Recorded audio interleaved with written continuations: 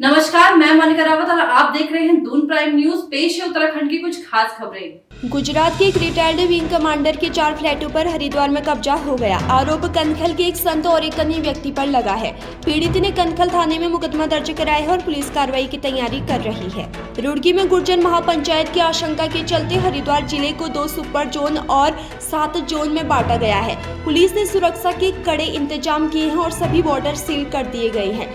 महापंचायत के लिए आने वाले किसी भी व्यक्ति को चेक पोस्ट से अंदर नहीं आने दिया जाएगा।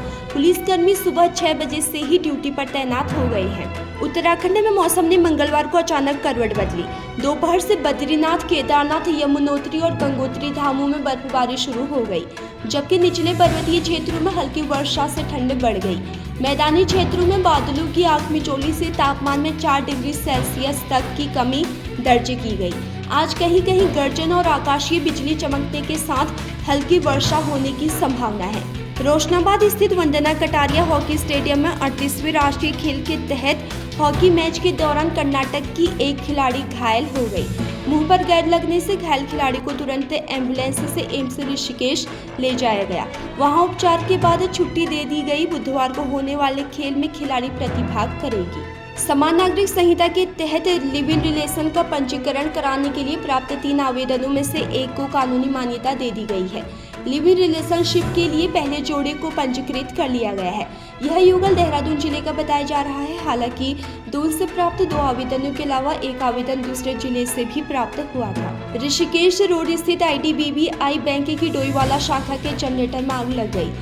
आग लगने का कारण वेल्डिंग के काम से निकली चिंगारियां बताई जा रही है। पुलिस और फायर ब्रिगेड ने मौके पर पहुंचकर आग पर काबू पाया। सहसपुर में तड़के पुलिस की मुठभेड़ हो गई। जवाबी फायरिंग में गौ तस्कर बदमाश के पैर में गोली लग गई, जिसके बाद उसे अस्पताल लाया गया। घायल बदमाश के विरुद्ध पूर्व में भी अभियोग पंजीकृत है। इस बार बद्रीनाथ धाम की शीतकालीन यात्रा में श्रद्धालुओं की संख्या में उल्लेखनीय वृद्धि हुई है। गत वर्ष की तुलना में इस वर्ष श्रद्धालुओं की संख्या में बढ़ोतरी देखी गई है, जिससे स्थानीय पर्यटन और व्यवसाय को भी बढ़ावा मिला है। उत्तराखंड में पर्यटन को बढ़ावा देने के लिए सी प्लेन सेवा शुरू होने जा रही है। पर्यटक अब टिहरी, ऋषिकेश, नानकमत्ता, कालागढ़ और हरिपुरा झील का हवाई सफर कर सकेंगे। केंद्र सरकार से मंजूरी मिलने के बाद इस प्रोजेक्ट पर काम शुरू हो जाएगा। सी प्लेन सेवा से उत्तराखंड में साहसिक पर्यटन को बढ़ावा मिलेगा और पर्यटकों को एक नया अनुभव मिलेगा। उत्तराखंड में निर्माणाधीन 300 मेगावाट के लखवार हाइड्रो प्रोजेक्ट के काम में तेजी आएगी। सेंट्रल वाटर कमीशन को समय पर लखवार बांध से जुड़ी सभी डिजाइन उपलब्ध करानी होगी।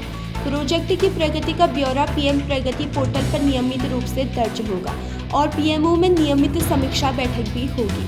मंगलवार को PMO में हुई बैठक में टाइमलाइन तय की गई।